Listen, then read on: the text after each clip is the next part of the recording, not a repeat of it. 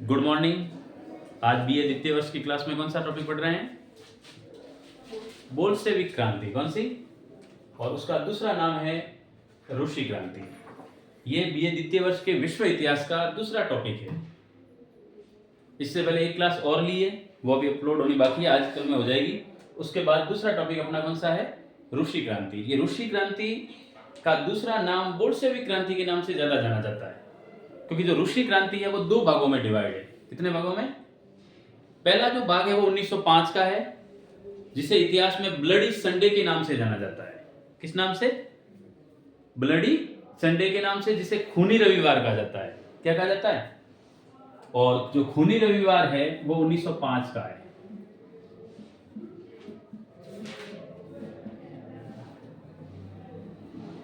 अब जो खूनी रविवार 1905 में हुआ, उसके बाद इसका जो दूसरा भाग है वो आया बोल्शेविक क्रांति के रूप में। किस रूप में आया?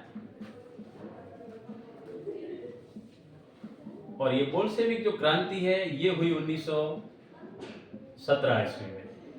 अब दो घटनाएं हुई है, और दोनों घटनाओं के समय रूस का शासक एक ही आदमी था, जिसका नाम था जार निकोलस द्वितीय। क्या नाम था? जार निकोलस द्वितीय, जिसे जार निकोलस सेकंड के नाम से जाना जाता है। तो उसके संदर्भ में हम पूरी रूस की क्रांति को समझेंगे। इससे पहले कौन शासक था? रूस की जो क्रांति है, उस क्रांति में मुख्य कारण क्या क्या रहे जिसकी वजह से इतनी बड़ी क्रांति हुई है, उन सब के पीछे मुख्य रीजन क्या थे, उन सबको एक बार बारी बारी से अपन पढ़ते हैं।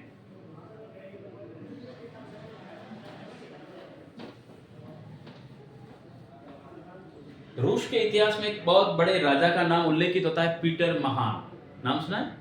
अब जो पीटर महान है उसके बारे में उल्लेखित होता है कि सबसे बड़ी चीज आई, वो आई रूस के शासक जार निकोलस द्वितीय के समय।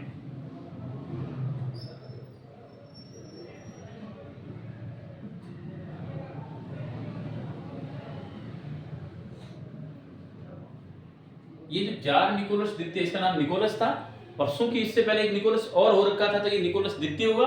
और जार इनके राजाओं की पदवी है।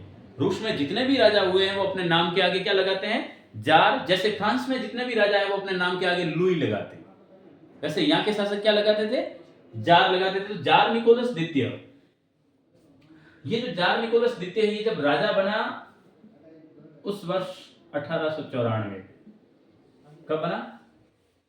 1894 ईस्वी से लेकर 1917 ईस्वी तक इसका शासन काल रहा, और 17 में क्रांति हो गई तो इसका शासन खत्म हो गया। तो कब बना? ये 1894 में बना है, और 1917 में क्रांति हुई, तब उसका खात्मा हुआ है।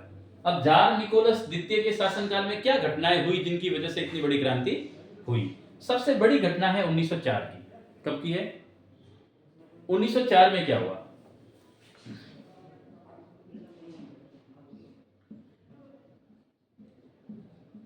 रूस जापान युद्ध। कौन सा? और जो रूस जापान युद्ध हुआ, इस युद्ध में जापान एक बहुत छोटा देश है, और उस जापान ने रूस को पराजित कर दिया। और रूस विश्व का सबसे बड़ा देश माना जाता है, और एक छोटे से देश के हाथों से इतने बड़े देश की पराजय रूस की जनता के लिए शर्मनाक थी। यानी रूस ने सोचा कि रूस की जनता को लगा कि हमारा बहुत बड़ा अपमान है, और रूस की जनता कहती है कि इस हार के लिए रूस का सम्राट जार निकोलस द्वितीय जिम्मेदार है। कौन है? इसकी कुछ नीतियां ऐसी थी जिसकी वजह से ये पराजित हुए। तो कहते हैं रूस की जनता को बहुत बड़ा आघात लगा।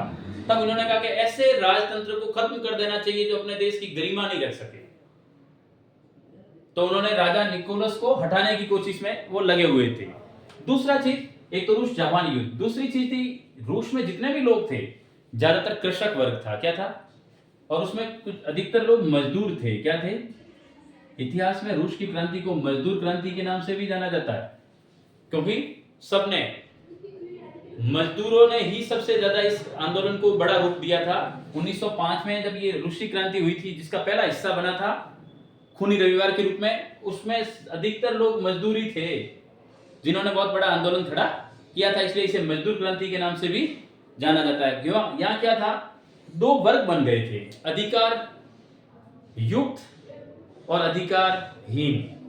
अधिकार युक्त कुछ लोग थे, पूरी जनता का 5% हिस्सा अधिकार वाले लोग थे, जिनमें राजा का परिवार बड़े बड़े सामंत, कुलीन वर्ग और इनके बड़े बड़े पदाधिकारी शामिल थे। बाकी सारी जनता अधिकारहीन थी।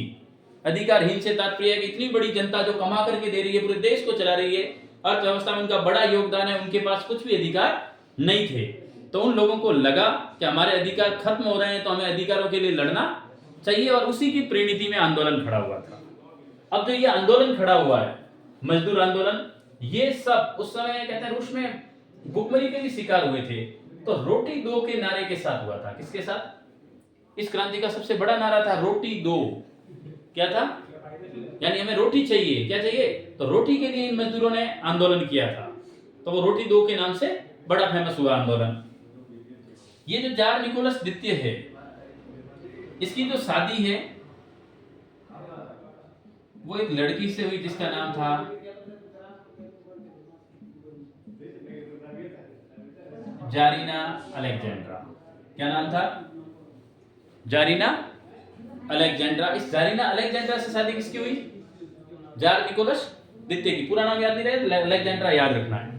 ये जो जारीना अलेक्जेंड्रा है, ये एक साधु के प्रभाव में है। यानी साधु जो चीज कहता है वो तांत्रिक था एक प्रकार का, उसके प्रभाव में थी। और उस साधु को पवित्र साधु के नाम से जाना जाता है। काम उसके पवित्र नहीं थे, लेकिन किस नाम से जाना गया? पवित्र साधु के नाम से। नाम था रास्पुटिन। क्या नाम था? तो पवित्र साधु रास्पुटिन था, उसके प्रभाव में पूरी तरह से थी जारीना अलेक्जेंड्रा। यानी एक प्रकार से ये अंधभक्त थी, जो रास्पुटिन कहता है वो सारी की सारी चीजें फॉलो करती है। कौन? जारीना। और जारीना के प्रभाव में है जार निकोलस। कौन है? इसका मतलब जो चीजें रास्पुटिन अलेक्जेंड्रा को कह रहा है, वही चीजें किस पर लागू हो रही है? निकोलस पर। और जो निकोलस है वो पूरी तरह से इनकी बातें मान रहा है, और ये लोग जनता के साथ बड़े अत्याचार कर रहे हैं, विशेष करके रास्पुटिन। कौन? और ये आदमी जो रास्पुटिन कहता है वही बातें कर रहा है। इसका मतलब जनता के विरोध में बात कर रहा है, रूस की जनता के साथ खिलवाड़ हो रहा है, और रूस की जनता इससे बदला लेगी। और कहते हैं कि ये रास्पुटिन जो है, ये जब अलेक्जेंड्रा से शादी हुई तभी उसके साथ रूस आ गया था। रूस की राजधानी उस समय मानी जाती है, जिस समय इनका महल बना हुआ था जार निकोलस का, वो पेट्रोगार्ड था। आजकल सेंट पीटर्सबर्ग कहलाता है। क्या कहलाता है? तो सेंट पीटर्सबर्ग राजधानी हुआ करती थी, वहां ये सब रहते थे। तो रास्पुटिन के अत्याचारों से जनता बहुत तंग थी, और इस रास्पुटिन की 1916 में हत्या कर दी जाएगी। क्या कर दी जाएगी? वहां की जनता द्वारा इसकी क्या हो जाएगी? प्रिंस है वो हत्या करेगा। किसकी हत्या होगी? रास्पुटिन की। क्योंकि सब लोगों को लगता था कि हमारे ऊपर जो अत्याचार हो रहे हैं, उस अत्याचार की मूल जड़ है वो कौन है? रास्पुटिन है। तो रास्पुटिन को मौत के घाट उतार दिया जाएगा। तो इसका मतलब रास्पुटिन भी इस क्रांति में बहुत बड़ा रोल है। दूसरी चीज अलेक्जेंड्रा, इससे भी कोई समझ है नहीं। जो चीज रास्पुटिन कहता है वही चीज ये फॉलो कर रही। तो कहते हैं इनके परेशानी के सारे कारण थे वो इन्हीं के थे, और इनकी वजह से निकोलस द्वितीय को कुछ सूझ नहीं रहा था। वो भी बराबर इनकी तरफ ध्यान दे रहा था, बाकी लोगों पर और जनता पर कोई ध्यान उसका नहीं था। इसी वजह से कहते हैं इस जो रूस जापान युद्ध हुआ उसमें हार का मुख्य कारण भी इन्हीं को माना गया। ये सारी चीजें हुई, लेकिन जो 1905 है ये हुआ कैसे? देखो, घटना है 9 जनवरी 1905 की। कब की?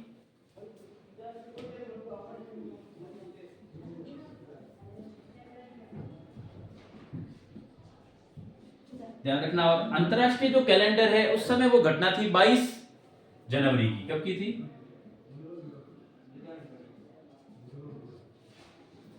अंतरराष्ट्रीय कैलेंडर यानी जो आज सब मानते हैं, वो डेट कौन सी थी? 22 जनवरी। तो अपने को याद रखनी है 22 जनवरी इंटरनेशनल कैलेंडर को, जो पूरी दुनिया में चलता है। उस समय रूस में जो तारीख मानी जाती थी वो कैलेंडर अलग था। उस कैलेंडर के हिसाब से उस समय कौन सी डेट थी? 9 जनवरी। दिन था रविवार का। कौन सा था? रूस की जनता पूरी तरह से त्रस्त थी। किसानों पर अत्यधिक कर लाद दिए गए थे, मजदूर परेशान थे। तो इन मजदूरों ने, एक पादरी था गैपेन। कौन था? पादरी का नाम क्या है?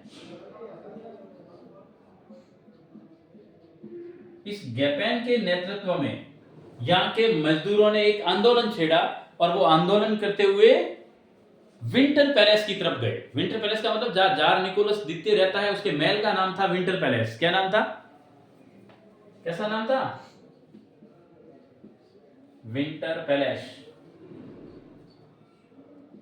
कहां पर? सेंट पीटर्सबर्ग में। वहां पर हजारों के रूप में मजदूरों के आंदोलन की प्रारंभ होता है और उस आंदोलन का नेतृत्व करता है पादरी गैपेन। और इस पादरी गैपेन के रूप में ये लोग हुजूम का हुजूम पूरा जुलूस जाता है विंटर पैलेस की तरफ। अब विंटर पैलेस की तरफ जैसे ये जुलूस उमड़ा तब कहते हैं इसका सबसे बड़ा सहायक है कौन? रास्पुटिन। 16 में हत्या हुई है, 5 में तो ये था ही। तो कहते हैं इसने जार निकोलस द्वितीय को कहा कि ये इतनी भीड़ आ रही है आपके ऊपर आक्रमण कर सकती है, तो बिना कहे, जबकि भीड़ शांतिपूर्ण आंदोलन कर रही थी, कोई हथियार लेकर के नहीं आए थे, वो भीड़ जुलूस के रूप में आई है और राजा को बताने आई है कि हमें एक चीज चाहिए और वो चीज चाहिए रोटी। क्या चाहिए? रोटी दो। क्या इस आंदोलन के साथ जा रही थी, बिना कुछ समझे रास्पुटिन की बातों में आकर के जार निकोलस द्वितीय ने गोलीबारी का आदेश दे दिया। और जो गोलीबारी का आदेश हुआ इसमें सरकारी रिकॉर्ड के अनुसार 1000 मजदूर मारे गए। कितने?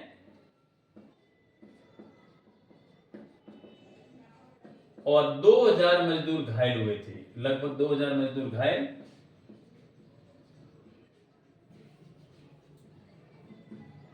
और 1000 मजदूरों की मृत्यु हो गई। और ये घटना अंतरराष्ट्रीय कैलेंडर के हिसाब से 22 जनवरी 1905 को हुई थी और उस दिन था रविवार। क्या था? और रविवार के दिन इतना बड़ा खून खराबा हुआ, इसके इतिहास में ये कहलाता है खूनी रविवार। क्या कहलाता है? और यही अंग्रेजी में ब्लडी संडे के नाम से जाना जाता है। तो ये घटना हुई। अब इस घटना के बाद कई सारी चीजें हुई। उस समय रूस में एक संस्था थी ड्यूमा, जो राजा पर नियंत्रण करती थी। तो राजा को लगा कि ये संस्था नियंत्रण करती है तो वो अपने ऊपर किसी का नियंत्रण नहीं चाहता, तो उसने ड्यूमा को भंग किया और 2 बार किया है। कितनी बार? प्रथम ड्यूमा भंग हुई, द्वितीय ड्यूमा भी भंग हुई, 2 ड्यूमा भंग कर दी गई राजा के द्वारा। कोई स्थितियों में सुधार नहीं हुआ। किसानों की स्थिति वैसी की वैसी थी, मजदूरों की स्थिति वैसी की वैसी थी। तभी प्रथम विश्व युद्ध शुरू हुआ 1914 में। कब हुआ? और 1914 में प्रथम विश्व युद्ध के समय रूस भी उसमें शामिल हुआ। उस समय सोवियत संघ के नाम से जाना जाता था, तो रूस भी उसमें शामिल हुआ। और रूस की जनता नाराज हो गई कि जब खाने को तो लाले पड़ रहे हैं और अपन किसी युद्धों में किसी की तरफ से भाग ले रहे हैं, तो ये चीज अच्छी नहीं है। तो कहते हैं रूस को इस युद्ध से बैकफुट पर जाना पड़ा। और रूस प्रथम विश्व युद्ध से, जब युद्ध चल रहा था विश्व युद्ध, उसी के समय बाहर आ गया, इस युद्ध से अलग हो गया। और अलग हुआ तब कहते हैं उसका मेन मुख्य कारण था 1917 में रूस में क्रांति हो गई राजा के खिलाफ। और जब घर में गृह युद्ध छिड़ गया तो रूस को आखिर में इस युद्ध से अलग होना, कौन से युद्ध से? फर्स्ट वर्ल्ड वॉर से, यानी प्रथम विश्व युद्ध से रूस अब अलग हो गया। और 1917 में दूसरी क्रांति शुरू हो गई। और यही क्रांति करने वाले लोग थे बोल्शेविक। कौन थे? कौन से लोग थे? बोल्शेविक लोग थे। और पहले जो क्रांति की थी वो की थी मेंशेविक ने। किसने की थी? तो 1905 की क्रांति मेंशेविक क्रांति भी कहलाती है। और रूस में दूसरी क्रांति 1917 में होती है, ये बोल्शेविक लोगों द्वारा की गई, इसलिए इसका दूसरा नाम बोल्शेविक क्रांति भी कहा जाता है। तो रूसी क्रांति और बोल्शेविक क्रांति एक ही है 1917 की। क्लियर? रूस में हुई रूसी क्रांति, किन लोगों ने की? बोल्शेविकों ने, इसलिए ये बोल्शेविक के नाम से जानी गई। क्लियर? अब जो ये रूस की क्रांति हुई 1917 में, बड़ी इंपॉर्टेंट है। इस समय क्या हुआ है? इस समय एक आंदोलन छिड़ा और बहुत बढ़िया नारा आया। पहले क्या था? रोटी दो। अब आंदोलन को चाहिए 3 चीजें, और वो चाहिए भूमि, रोटी और शांति। क्या चाहिए? भूमि, रोटी और शांति चाहिए लोगों को। जमीन भी चाहिए जिस पे खेती कर सके, रोटी भी चाहिए और क्या चाहिए? शांति चाहिए। इस वजह से एक आंदोलन शुरू हुआ और इस आंदोलन का नेतृत्व करेगा लेनिन। कौन करेगा? इसका नेतृत्व किसने किया था? गैपेन ने। किसने किया था? ब्लडी संडे हुआ उस समय जो आंदोलन शुरू हुआ उसका नेतृत्व गैपेन ने किया था। लेकिन अब कौन कर रहा है? लेनिन करेगा इस क्रांति का नेतृत्व। और लेनिन के नेतृत्व में ही ये सारी क्रांति होगी। और इतिहास में ये क्रांति ऐसी खतरनाक क्रांति होती है कि इसमें बिना खून खराबे के, पहले में खून खराबा हुआ था, अब कोई खून खराबा नहीं होगा और राजा को सिंहासन त्यागना पड़ेगा और बिना खून खराबे के, बिना हथियार उठाए शांतिपूर्ण तरीके से आंदोलन शुरू हुआ और शांतिपूर्ण तरीके से खत्म हो गया। राजा का शासन 1917 में खत्म हो गया और रूस में राजशाही किसके नेतृत्व में? जार के नेतृत्व में, जो आज दिन तक चली आ रही थी, वो सारी जारशाही खत्म हो गई और विश्व में क्रांति ने तख्ता पलट कर दिया राजाओं का। इतनी बड़ी क्रांति। इससे पहले शांतिपूर्ण तरीके से क्रांति एकमात्र हुई थी इंग्लैंड की गौरवपूर्ण क्रांति। इस क्रांति का शुरुआत तो शांतिपूर्ण नहीं था, पर 17 वाली क्रांति थोड़ी शांतिपूर्ण रही। इस कहते हैं, इसके बारे में लेनिन ने खूब लिखा है और लेनिन ने अपनी एक पुस्तक थी इश्करा, इसका एक पत्र निकलता था, इस इश्करा नामक पत्र में इसका खूब वर्णन किया है इसने। तो लेनिन के नेतृत्व में ये क्रांति हुई, इसलिए सारा क्रेडिट किसको गया? लेनिन को गया है। किसको गया है? और 1917 में रूस इतना बड़ा जो देश है वो राजशाही से समाप्त हो गया, राजशाही वहां खत्म हो गई और एक नए युग की शुरुआत हो गई। ये है 1917 की रूसी क्रांति, जिसका दूसरा नाम ही क्या है? बोल्शेविक क्रांति। यानी ये क्रांति बोल्शेविक क्रांति के नाम से जानी जाती है। ज्यादातर सवाल बोल्शेविक क्रांति के नाम से ही आता है, पर आपको याद रखना है दोनों, कभी रूसी क्रांति आ जाए तो भी यही है और बोल्शेविक क्रांति आ जाए तो भी यही है। आज का चैप्टर यहीं तक। धन्यवाद।